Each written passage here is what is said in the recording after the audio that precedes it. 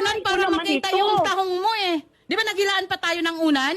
At saka yung kumot? Ang sabi mo kanina, nakapanti ako. Wala kang pante, Bet! Wala kang pante! Oo, ang sabi mo Wala kang kanina, pante! nakapanti ako. Nakita ko.